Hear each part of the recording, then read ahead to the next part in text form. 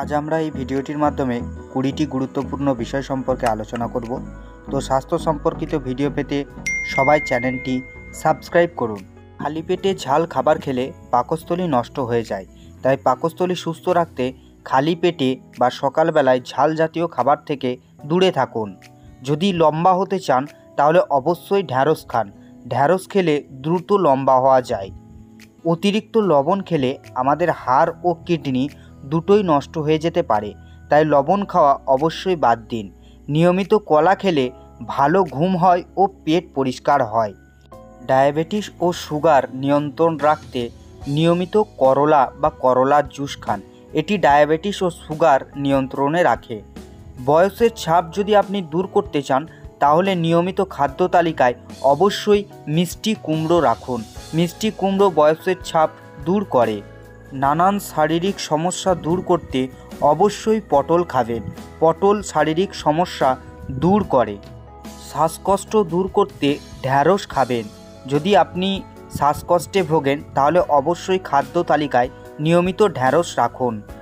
প্রতিদিন 20 মিনিট রোদে যদি দাঁড়ানো হয় তাহলে আপনার শরীরে ভিটামিন ডি এর অভাব পূরণ হবে। আপনি কি রক্তের চর্বি কমাতে চান? তাহলে অবশ্যই তেঁতুলের সাথে রসুন বাটা মিশিয়ে নিয়মিত খান, তাহলে রক্তের চর্বি কমে যাবে। প্রতিদিন যদি 2টি করে কাঁচা লঙ্কা খাওয়া যায় তাহলে ভিটামিন এ এর অভাব শরীরে পূরণ হয়ে যায়।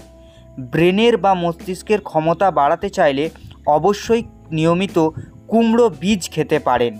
ক্যালসিয়ামের ঘাটতি মেটাতে চান তাহলে মুরগির মাংস খান। মুরগির মাংস শরীরে ক্যালসিয়ামের ঘাটতি দূর করে। ডায়াবেটিস নিয়ন্ত্রণে করলার জুস খান। নিয়মিত করলার জুস খেলে ডায়াবেটিস নিয়ন্ত্রণে থাকে। আপনি কি উজ্জ্বল ত্বকের অধিকারী হতে চান? তাহলে অবশ্যই মসুর ডালের সাথে কাঁচা দুধ মিশিয়ে ত্বকে লাগান, তাহলে আপনার ত্বকের উজ্জ্বলতা অবশ্যই ফিরবে। আপনি যদি হাই প্রেশারের রোগী হয়ে থাকেন তাহলে খালি পেটে অবশ্যই রসুন খান। খালি পেটে রসুন খেলে হাই প্রেশার নিয়ন্ত্রণে থাকে। যদি আপনি নিয়মিত গাজর খান তাহলে গাজর খেলে শরীরে ইউরিক অ্যাসিড দূর হয়ে যায়।